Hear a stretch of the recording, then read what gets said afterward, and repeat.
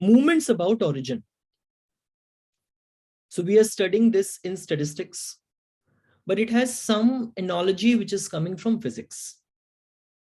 Just imagine a seesaw in your head. And seesaw has a pivot at the center. Yes. Then there is a person sitting on one end of the seesaw, right? So the definition says that you can calculate the movement by calculating the force of the weight which this individual is putting on seesaw multiplied with the distance which this body has from the center of seesaw, that is the pivot.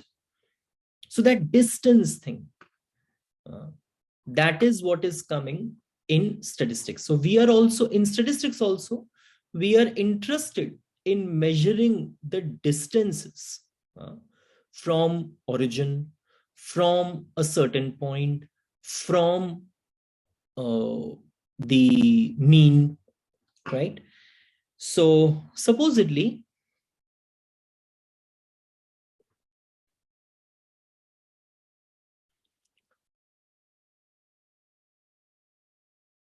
we have the following data set.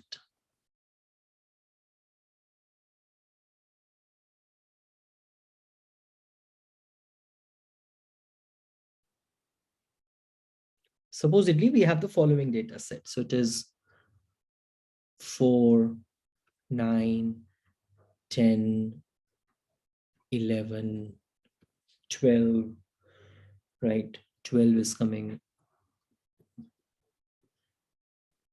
thrice and 14. So there are how many numbers? 1, 2, 3, 4, 5, 6, 7, 8, right? So you are getting this. That is 4, 9, 10, 11, 12, 12, 12, 14. Fair enough. So I'll put them on the number line. Right. So there's 0 out here. 4, 9, 10, 11, 12, 14, something like this, right? So how do you read them? So this is, so you read 4, how you're reading this? 4 is, it is 4 units of distance away from 0. 9, it is 9 units of distance away from 0. This is the way we interpret this. So here that distance thing is coming. Now, supposedly, if I want to take up the average distance from the 0, so I'm asking myself, what is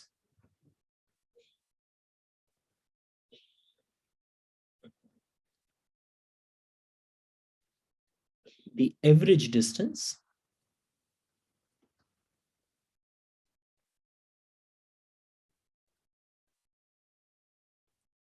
from 0? So what do? You take up these numbers, 4 minus 0 plus 9 minus 0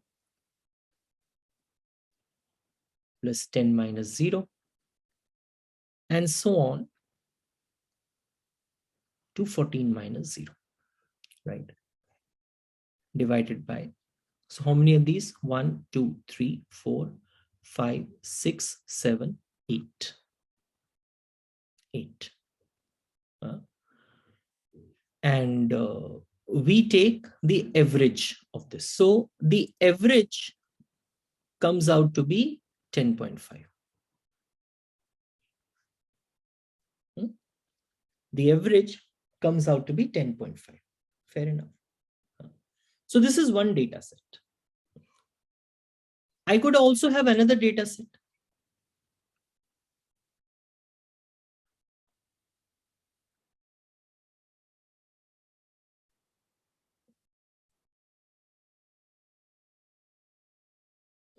right? So suppose I have the data set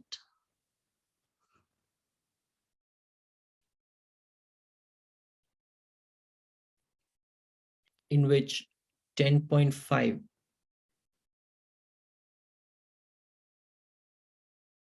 is repeated 8 times.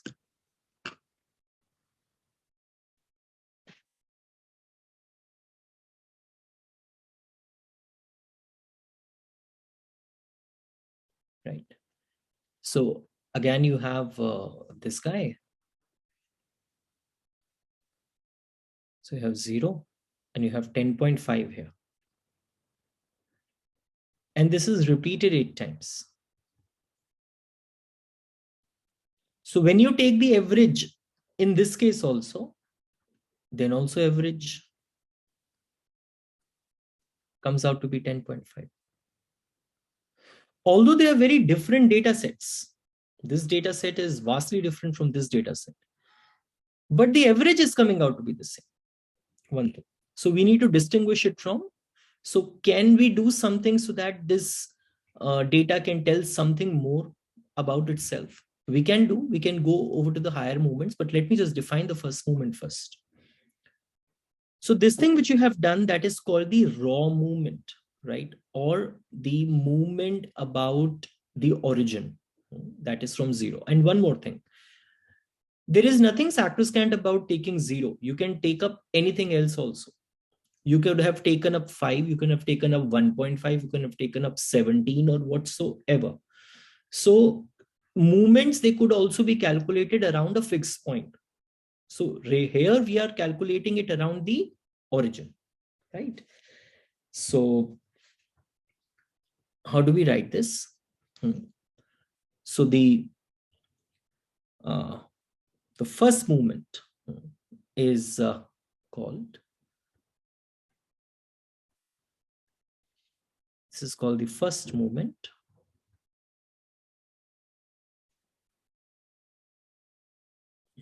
That is summation xi upon n. That is one thing. Acha, sometimes books write like this. Summation of xi fxi, or some of the books, they also write it like this. Summation of x fx, right?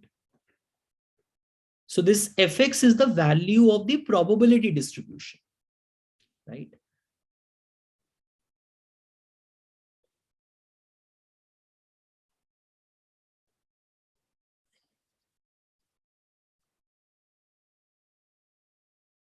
Probability distribution. So supposedly we had this raw data, right? So you had this 4, 9, 10, 11, 12, 12, 12, 14. But supposedly I say that this 4 is coming in the data twice, 9 is coming in the data once, 10 is coming in the data thrice, 4 times, and so on, some numbers here. So these are what? These are your frequencies. And then if you want to find out the mean, what you do? You multiply these frequencies with x, you get summation of x, and then you do this upon summation f. That's what you do. That's what you do. Huh? So, or you can also, some of the books, they write it like summation of fx upon n. So this f upon n, this frequency, and let's say the total frequencies are, or whatever, I don't know, 30. So the probability that or you can say your relative frequency, whatever, it is 4 is coming, how many times? 2 times out of 30. So very roughly speaking, they are calling this as the probability. So there are different definitions of probability, like for example, a priori probability, your what do you call, you also have something called relative frequency. I mean, you define probabilities in different ways. So some of the books, they write it like this. I hope you remember that we write EX as this, na beta?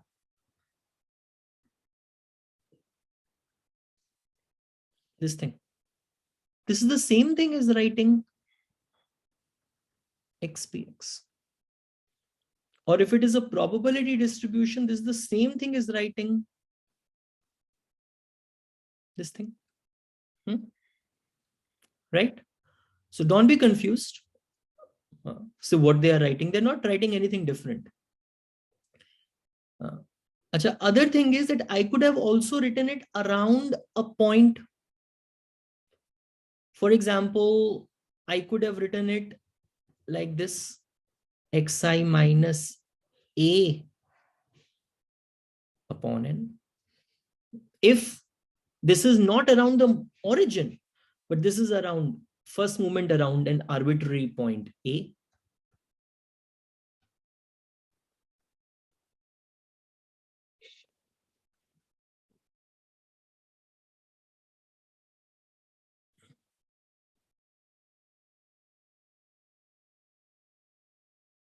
Around a point A, right? So I could have written it like this, or books could have written it like this also.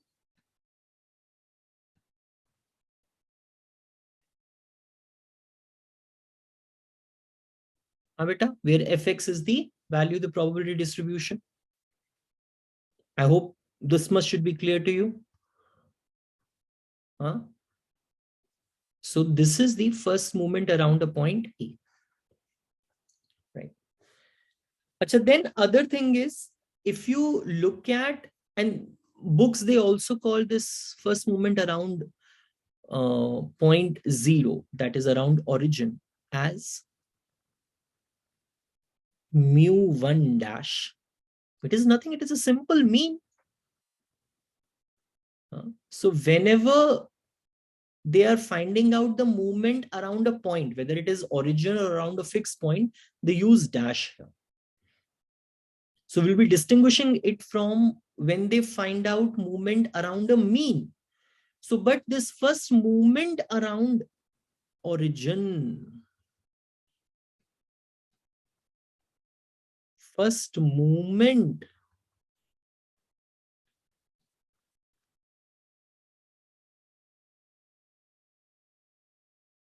about origin is mu1 dash. That is nothing but mean. That is nothing but mean. They also call this is as mu1 dash, you're around a certain point A, also any arbitrary value A, right? Any arbitrary value A. So that is also mu1 dash out here. So I hope this much is clear till now. Okay. Now, supposedly, instead of being interested in finding out just the average distance from 0, let us try to find out what is the average of the squared distances.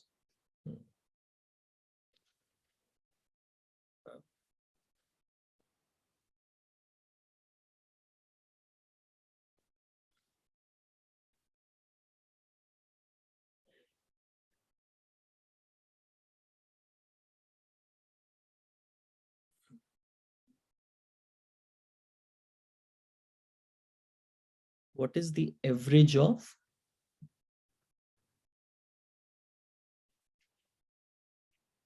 the squared distances? From 0, let's say, from 0. So it means, what is it that we are interested? Your what? 4 minus 0 ka square plus 9 minus 0 square plus 11 minus 0 square, and so on, to 14 minus 0 square.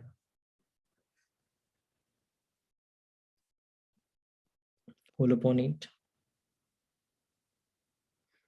whole upon 8, right? So this is going to be what? 16 plus 81 plus 121 plus 100, because I think there was 10 minus 0 also there, plus 3 times 144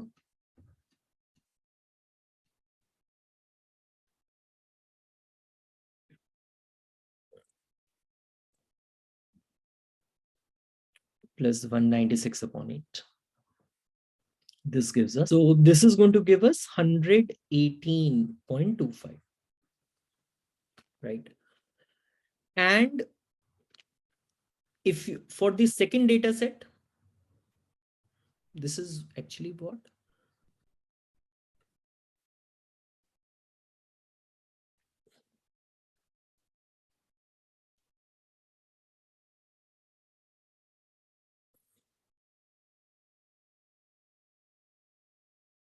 For the second data set, when you find out the average of the square distances, this is going to give you 10.5 minus 0 ka whole square into 8 times upon 8, which is just nothing but 10.5 into 10.5, which is going to come out to be 110.25, I guess. Yeah.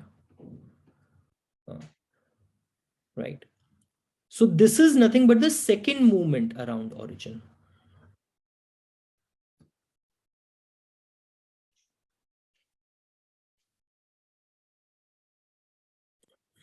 Second movement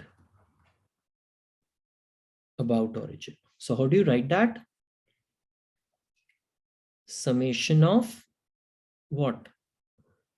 You can write it like summation of xi square upon n, or books also write it like summation of xi minus a ka whole square upon n. Some of the books, they also write it in terms of your probability distribution. They write it xi square fx, or they also write it like this, summation of x square fx. Summation of x square fx summed over this guy, summed over this guy, x, right? So this is the second movement about origin. Second movement about origin. This is for the discrete case. So beta, first movement about origin was summation of x fx, where fx is the value of probability distribution. Second movement about origin is summation of x square fx, where fx is the value of the probability distribution, and so on. The rth movement about origin is summation of fx to the power r fx. This is for the discrete case.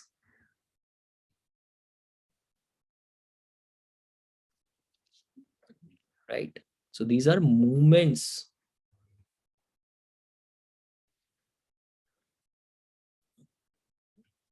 about origin.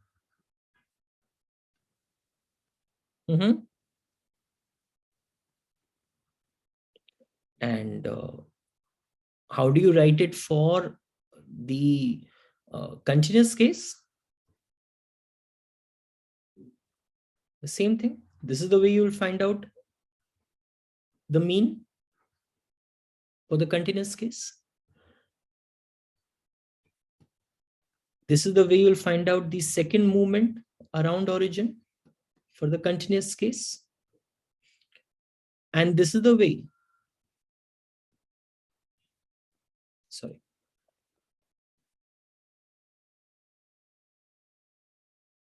And this is the way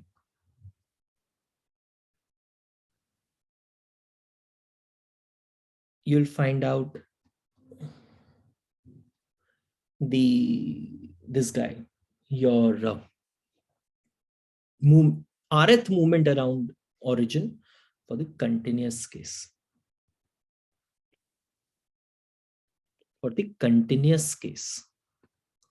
Beta, for the continuous case. So, and just remember the first movement about origin.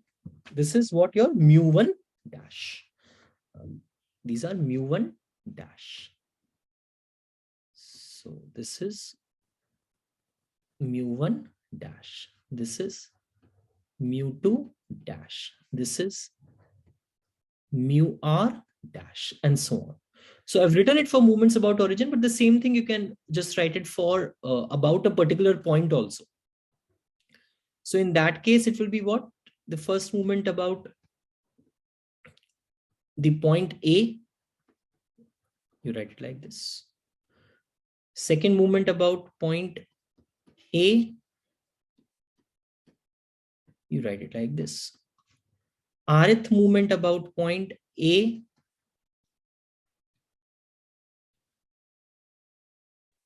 you write it like this. For the continuous case, how do you write?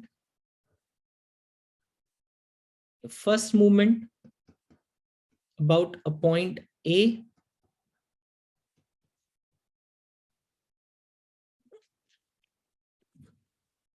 second movement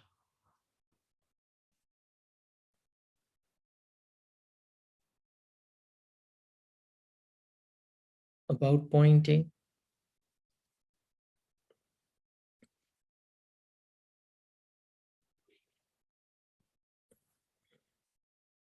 third movement about point A.